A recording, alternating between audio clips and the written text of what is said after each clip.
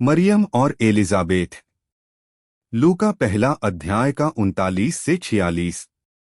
जब स्वर्गदूत गैब्रियल मरियम के पास आया था तो वह इस्राएल के उत्तर में रह रही थी, गलील के समुद्र से कुछ ही मील की दूरी पर नासरत नाम के शहर में। जब उसको परमेश्वर के आश्चर्यजनक कार्य का एहसास हुआ जो वह उसके अंदर करने जा रहा था, वह अपने शहर से दूर चली गई। वह अपनी चाची एलिजाबेथ को मिलने दक्षिण की ओर रवाना हुई, जो खुद भी अपने विशेष बच्चे के साथ गर्भवती थी। परमेश्वर इस परिवार के द्वारा एक नए और शक्तिशाली तरीके से इस दुनिया में प्रवेश कर रहे थे।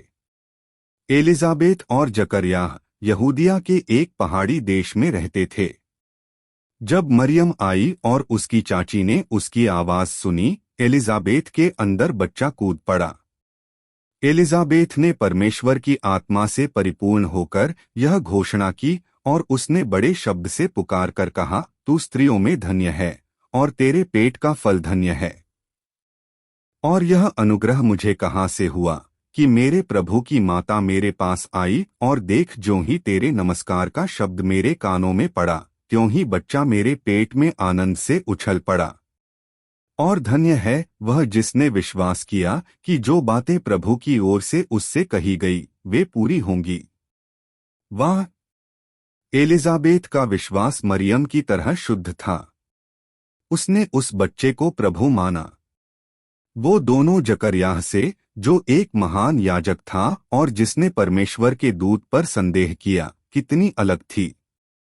जब यह दो महिलाओं ने उसके ही घर में एक साथ आनंद मनाया, जकरयाह चुप रहा। वह अभी भी बोल नहीं सकता था। तब मरियम ने अपने दिल में आश्चर्य और भय के बारे में एक सुंदर कविता बोली। तब मरियम ने कहा, मेरा प्राण प्रभु की बड़ाई करता है और मेरी आत्मा मेरे उद्धार करने वाले परमेश्वर से आनंदित हुई, क्योंकि उसने अपनी दासी की दीनता पर दृष्टि की है। इसलिए देखो, अब से सब युग युग के लोग मुझे धन्य कहेंगे, क्योंकि उस शक्तिमान ने मेरे लिए बड़े बड़े काम किए हैं और उसका नाम पवित्र है। और उसकी दया उन पर जो उससे डरते हैं पीढ़ी से पीढ़ी तक बनी रहती है। उसने अपना भुजबल दिखाया और जो अपने आप को बड़ा समझते थे उन्हें तितर बित्तर किया। उसने बलवानों को सिंहासनों से गिरा दिया और दीनों को ऊंचा किया।